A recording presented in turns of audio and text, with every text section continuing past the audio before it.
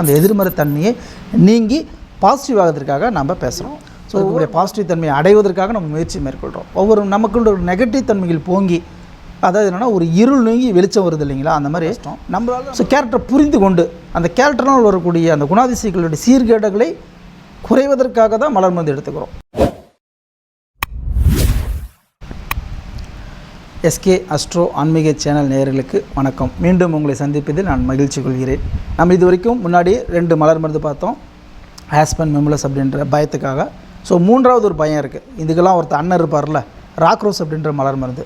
So ஒவ்வொரு மலர் மருந்து பார்த்திங்கன்னா மலர் மருந்தினுடைய எதிர்மறை தன்மையை நம்ம பேசுகிறோம். அதுதான் நம்ம பிரச்சனைக்கு உண்டான காரணமாக இருக்குது. அந்த எதிர்மறை தன்மையை நீங்கி பாசிட்டிவ் ஆகிறதுக்காக நம்ம பேசுகிறோம்.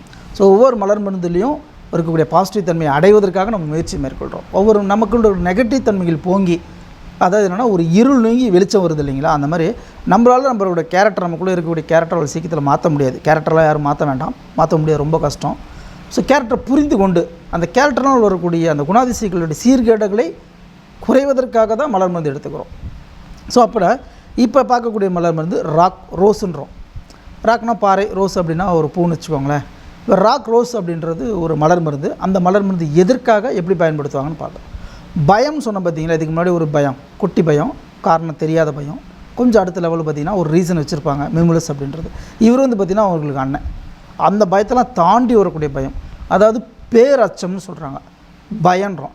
இதுக்கு முன்னாடிலாம் கரப்பாம்பூச்சி பள்ளியெல்லாம் பார்த்தா ஒரு ஃபீல். இப்போ இது பார்த்திங்கன்னா பாம்பை கொத்தனாவோ, பாம்பை பார்த்தாவோ ஒரு அதிர்ச்சியான ஒரு நிலை உள்ளாகும் இல்லைங்களா. இப்போ பாம்பு வந்துச்சுன்னா நம்ம என்ன பண்ணுவோம், பார்த்தோன்னே ஆய் வாங்க வணக்கம், ரொம்ப சந்தோஷம் வந்துட்டீங்க, சரி அப்புறமேட்டு நீங்களே போய்க்கிறீங்கன்னு சொல்லுவோம். ஆனால் அது கரப்பாம்பூச்சி பள்ளினா கூட பெருசாக எடுத்துருவோம். நான் பாம்பு நம்ம வரும்போது என்ன ஆகுது, அது கொத்தினா நம்ம உடனே செத்துருவோன்ற பயத்தில் தான் நம்ம ஏதாவது பண்ணுறோம். அப்படியே நிலை குளிஞ்சு போய் அதிர்ச்சியாகி நம்ம என்ன பண்ணுவோம், என்ன பண்ணுறதுன்னு தெரியாத ஒரு நிலைக்கு போகும்போது அந்த நிலைக்கு பேர் தான் இந்த ராக்ரோஸ்ன்ற மலர் மருந்து. அப்போ என்ன பண்ணுது, இது ஒரு உயிருக்கு உண்டான உயிர் சம்மந்தப்பட்ட ஒரு விஷயத்துக்கான மருந்து. அப்போ என்ன பண்ணுது, பயமானது அந்த இடத்துலேருந்து நம்மளை ஓட வைக்குது, தெரிச்சிட்டு ஓடுவோம். எப்படி ஓடுவோம், உயிரை கையில் பிடிச்சிட்டு அப்படி பிச்சுக்கிட்டு ஓடுவோம். ஒரு உள்ளார்ந்து ஒரு ஆற்றல் உங்களுக்கு, அந்த ஆற்றல் என்ன பண்ணுது, உங்களை அந்த இடத்துல தப்பிச்சு ஓட சொல்லுது. சிலர் மயக்கம் போட்டுருவாங்க, பயத்தில் சில அதிர்ச்சியில் உறைஞ்சி மயக்கம் போடும், அப்படியே நின்றுவோம் பேன்னு சொல்லுவாங்களே, படத்தில் நிறைய பார்ப்பீங்க இல்லையா, அப்படி பண்ணிடுவாங்க. இல்லையா இன்னொரு உதாரணம் சொல்ல போனால் பேய் தான். இந்த பேய் படம் நிறையா பார்த்துருப்பீங்களா, ஒரு பேய் அப்படியே கிராஸ் பண்ணிச்சுன்னா, ஒரு நைட்டு 12 மணிக்கு நம்ம சுடுகாட்டுக்கு போகிறோன்னு வச்சோம். நான் ஏன் சுடுகாட்டுக்கு போகிறேன், வீட்டிலேயே படுத்து சாப்பிட்டு தூங்க போகிறேன்றீங்களா, சும்மா அப்படி சுடுகாட்டுக்கு ஒரு 12 மணிக்கு, எல்லா பேயும் 12 மணிக்கு தான் சுடுகாட்டுக்கு வரும். 12 அது படத்தில் வரும். நம்ம படத்தை பார்த்து தானே பேய் நிறைய க்ரியேட் பண்ணி வச்சுருக்கோம். நேரில் பார்த்துருக்க மேலே நமக்கு தெரியாது. ஆனால் நம்ம க்ரியேட் பண்ணி வச்ச, நம்ம ஏற்கனவே சொன்ன அந்த க்ரியேஷன் தான் நம்மளுடைய ப்ரோக்ராம். மைண்டில் பார்த்திங்கன்னா நைட்டு 12 மணிக்கு எல்லா பேய் படத்துலேயும் 12 மணிக்கு தான் பேய் வெள்ளை கலர் ட்ரெஸ் போட்டுட்டு அப்படியே சுற்றிட்டு இருக்கோம். இப்போ நிறைய படத்தில் பகலே பேய் வருது, அந்தளவுக்கு அட்வான்ஸ் ஆகிட்டேன்னு வச்சுக்கோங்களேன். இப்போ நிறையா இந்த 12 மணிக்கு அப்படி நீங்கள் சுடுகாட்டுக்கு போகிறீங்க, எப்படி இருக்கும் உங்களுக்கு, சரக்குன்னு ஒரு சவுண்டு கேட்டாவே ஒன்றும் இல்லை, ஒரு கைத்தை மிதிச்சிங்கன்னா பாம்புன்னு நீங்கள் நினச்சிக்கலாம். அல்லது யாராவது ஒருத்தர் திடீர்னு அந்த இடத்துல சரசரன்னு போகிறாங்க, அவர் எதோ அர்ஜென்ட்டுக்கு எங்கேயோ போயிருப்பார், எந்திரிச்சு வந்துருப்பாருன்னு வச்சுக்கோங்களேன். நீங்கள் பார்த்துட்டு பேயின்னு சொல்லி பயந்து ஆகிறீங்க இல்லைங்களா. இதுதான் இந்த ராக்ரோஸ் அப்படின்ற ஒரு உதாரணம். அதிர்ச்சியால் நிலை குலைந்து போதல்ன்றாங்க. அதிர்ச்சியால் நிலை குலைந்து போதல், உறைந்து போதல், பீதின்றோம், பேரச்சம்ன்றாங்க. அப்படியே அதிர்ச்சியால். இப்போ ரத்தத்தை கண்டு சிலருக்கெல்லாம் பயந்து மயக்கம் போட்டு வந்துருக்காங்க பார்த்துறீங்களா. ரத்தத்தை பார்த்தா மயங்கிடுவாங்க. பெரிய ரவுடியாக இருந்தால் கூட நிறைய பேர் ரத்தத்தை பார்த்தா மயங்கிடுவாங்க. அடி சடி சண்டைக்கெல்லாம் போவாங்க, ஆனால் ரத்தத்தை பார்த்தா மயங்கிடுவாங்க. ரத்தம் கொஞ்சோண்டு கிழிச்சு வெளியே வந்தாலும் அந்த அதிர்ச்சி விட்டு, யாராவது இன்னொருத்தர் ரத்தத்தை வந்தாலும் பயந்துடுவாங்க. ஆக்சிடெண்ட்டை பார்க்குறீங்க, ஆக்சிடெண்ட்டை பார்க்கும்போது உங்கள் மனநிலை எப்படி இருக்குன்னு பாருங்கள்.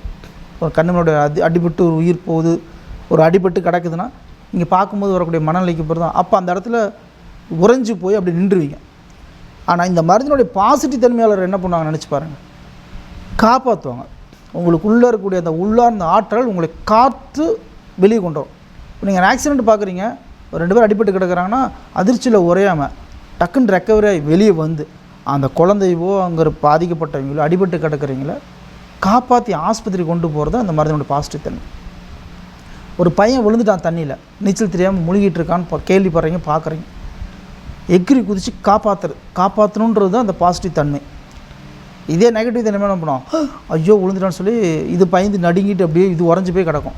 இந்த மருந்தினுடைய பாசிட்டிவ் தன்மையில் என்ன பண்ணுவாங்கன்னா, எக்ரி குதித்து போய் அந்த குழந்தையை காப்பாற்றுவாங்க.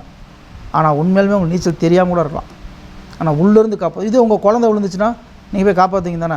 எனக்கு நீச்சல் தெரியாது, நான் போய் எப்படி உன்னை காப்பாற்றுவேன், என்னால் காப்பாற்ற முடியாதுன்னு யாராவது சொல்லுவோமா? ஒரு அப்பா அம்மா யாருமே சொல்ல மாட்டோம். இந்த குழந்தைய காப்பாற்ற முயற்சி பண்ணி காப்பாற்றி கூட்டிகிட்டு வந்தவங்களும் இருக்காங்க. அப்போ அந்த உள்ளேருந்து ஒருத்தர் யார் உங்களுக்கு நல்லா ஞாபகம் வச்சுக்கோங்க. எல்லா மலர் மருந்துகளும் உங்களுக்கு உள்ளே இருக்கக்கூடிய உள்ளார்ந்த ஆற்றல் தனித்தன்மையாக இருந்தது. ஒரு மலர் மருந்து ஒருத்தர் செட் ஆகிற மாதிரி எல்லாருக்குமே செட் ஆகாது. உங்களுக்குள்ளே இருக்கக்கூடிய அந்த கேரக்டர், அந்த ஆள் மனசுன்னு இருக்கக்கூடிய அந்த பாதிப்புகளை தான் புரிஞ்சுக்கிட்டு தான் மலர் மருந்து எடுக்க போகிறோம். அப்போ எனக்குள்ளே இருக்கக்கூடிய அந்த கேரக்டரை நான் எப்படி தெரிஞ்சுக்கிறதுனா உங்களை முழுமையாக படிங்க, உங்களை தெரிஞ்சுக்கோங்க. ஒரு நோட்டை போட்டு எல்லா மருந்தும் எழுதுங்க, நான் பேசுறதெல்லாம் எழுதுங்க. உங்களை செல்ஃப் அனாலிசிஸ் பண்ணுங்கள். நான் யார், நான் என்ன பண்ணிகிட்ருக்கேன், எனக்கு எப்போ கோவம் வரும், எப்போ பயம் வரும் அப்படின்னு தெரிஞ்சுக்கிட்டிங்கன்னா உங்களுக்கு ஈஸியாக அந்த மலர் மருந்துகளை நீங்கள் பயன்படுத்தி வசதியாக. இந்த ராக்ரோஸ் அப்படின்ற மலர் வந்து பார்த்திங்கன்னா ஒரு அதிர்ச்சியான நிலை, மனநிலைக்கெலாம் தேவைப்படும். சிலருக்குலாம் வந்து பார்த்திங்கன்னு வச்சுக்கோங்களேன், வெளியே சொல்ல முடியாத அதிர்ச்சிகள் நிறையா உள்ளுக்குள்ள இருக்கும். சின்ன வயசில் ஏற்பட்ட பாதிப்பு, பிஸ்னஸ் பண்ணிட்டு இருக்காங்க, டக்குன்னு லாஸ் ஆகிடுச்சு, என்ன பண்ணுவீங்க? அதிர்ச்சியில் உறைஞ்சி போயிடுவீங்களா, ரெக்கவரே வெளியே நினைக்கிறீங்களா? ரெக்கவரே வெளியே நினைக்கிறீங்களும் இந்த மருந்து போட்டால் வெளியே வந்துடுவாங்க. அதிர்ச்சியில் உறைஞ்சி போய் அப்படியே நிறைய பேர் அந்த அதிர்ச்சியிலேயே பல வருடம் வாழ்ந்துட்டு இருப்பாங்க. நல்லா இருந்த வாழ்க்கை கீழே போனதுக்கப்புறம் திருப்பி ரெக்கவரி பண்ணி வெளியே கொண்டு வரதுக்கு ஒரு அற்புதமான மருந்துனா இந்த ராக்ரோஸ் தான். இந்த பயத்தில் உடம்புலாம் நடுக்கெடுக்கும், உயிர் பயன்றோம். இதுக்கு முன்னாடி பார்த்ததெல்லாம் குட்டி குட்டி பயம், இது வந்து பார்த்திங்கன்னா உயிர் பயம், உயிர் சம்மந்தப்பட்ட பயன்றோம். அப்போ அந்த உயிர் பயம் எப்பப்பெல்லாம் ஒரு எந்தெந்த சுச்சுவேஷனில் அந்த உயிர் பயம் வருதோ அந்த இடத்துலலாம் அந்த ராக்ரோஸ் அப்படின்ற மலர் மருந்து பயன்படுத்தும் போது சரியாயிரும். ஸோ இந்த ராக்ரோஸ் அப்படின்ற மலர் மருந்து எங்கே பயன்படுத்தலாம் நல்லா தெரிஞ்சுக்கோங்க. உயிர் சம்மந்தப்பட்ட பயமான ஒரு விஷயம், அதிர்ச்சியால் உறைந்து போகுது, சரிங்களா? ரத்தம் பார்த்து பயந்துக்கிறது, ஆக்சிடெண்ட்டை பார்க்குறீங்க, அல்லது ஒரு நெருப்பு காயத்தை பார்க்குறீங்க, ஒரு ஃபயர் ஆக்சிடென்ட், கண்ணுக்கு நீங்கள் எதெல்லாம் நீங்கள் அதிர்ச்சியாக நினைக்கிறீங்களோ அதெல்லாம், பாம்பு கடித்து இறந்தவர்களோட பயத்தில் இறந்தவர்கள் அதிகம்னு சொல்லுவாங்க, கேள்விப்பட்டிருக்கீங்களா? அந்த மாதிரி பயத்தில் இந்த கொரோனா காலகட்டத்தில் பார்த்திங்கன்னா இப்போ நிறைய பயம், உயிர் போயிடும் அப்படின்ற ஒரு பயத்தில் நிறைய பேர் செத்தே போயிடுவாங்க. இந்த பயந்து வாழ்க்கையில் சாகாமல் தைரியமாக எதிர்கொள்கிறதுக்கு, உங்கள் வாழ்க்கையை ஃபேஸ் பண்ணுறதுக்கு தான் இந்த மலர் மருந்துகள் உதவி செய்யும். ஸோ மீண்டும் நம்ம அடுத்த மலர் மருந்தில் சந்திப்போம். அனைவரும் உங்களுடைய சேனலை சப்ஸ்கிரைப் பண்ணுங்கள், ஷேர் பண்ணுங்கள், நல்லதை எல்லாத்துக்கும் கொண்டு போய் சேர்த்ததுக்கு முயற்சி பண்ணுவோம். நன்றி, வணக்கம்.